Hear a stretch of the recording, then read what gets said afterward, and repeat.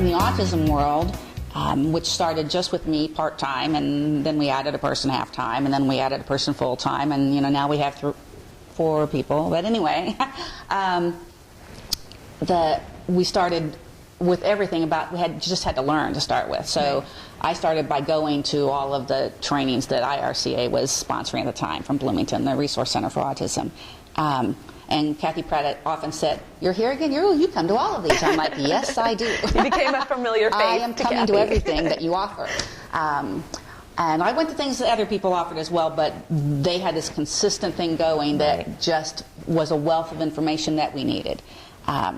So you have to start by getting yourself knowledgeable. Right. And that's what I had to do each time. Then we worked on ASD assessment. How do we really do a good assessment? And broke that down for the school psychs and the SLPs. We do training with that. I went for training with the ADOS back in 2000. So the first one that they were really including educators in. We had asked them earlier, back in about 96, and they said, no, it's not really for schools because it would take too long.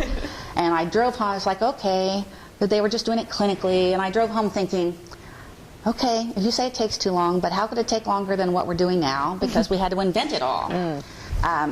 So when they opened it up, we were glad to do that. So I still do that training once a year because the training I went to allowed me to train people in our district.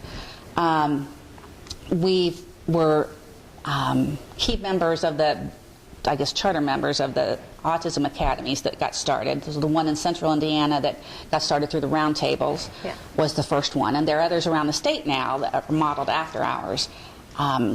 So I was in on that piece, and we developed a lot of modules because that's what everybody needed, and we got to purchase materials that went out through the state. So that was all about how do we train people to deal with this new exploding population that's so challenging. We came back and made our own version of that autism academy. We made our Rise Autism Academy and had like one autism designated team member per building from each district. And at the beginning, we were allowed to get them out 2 whole days a year, unheard of now, one each semester, and we ran our own trainings for them, and we kept them up to date with other newsletters and email information, but we would do hands-on things with them there that they could take back to share in their buildings. And then it diminished to 1 day, and then to a half a day, and but that's the we can't pull people out of the instructional classroom anymore, which we have to do it differently. It doesn't mean that that it's worse. I think that we've gotten more creative, and it's probably even better now. Good.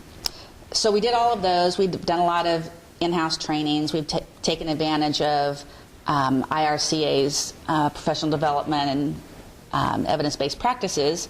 We've wanted to do it for a while. It's our first year for that here at the Rise Learning Center, which has been a real boon to building energy and creating new systems for our teachers and our kids. Do a lot of in-house trainings, use the AIM modules, the Autism Internet modules, STAR training, paying attention to what's the new DSM going to mean for autism assessment especially. So a lot of things in the autism world. Most of it we try to put in electronic format for people to have reference to on an ongoing basis, but some things we periodically just always meet and talk about. Okay. And I meet monthly, actually now like once or twice with our autism team leaders. So we help each other with trainings or just questions. And people always just call in and ask, but they don't wait till the next meeting. Right. So you have they know we're going to meet. The structured meeting, but then you're always available to answer questions.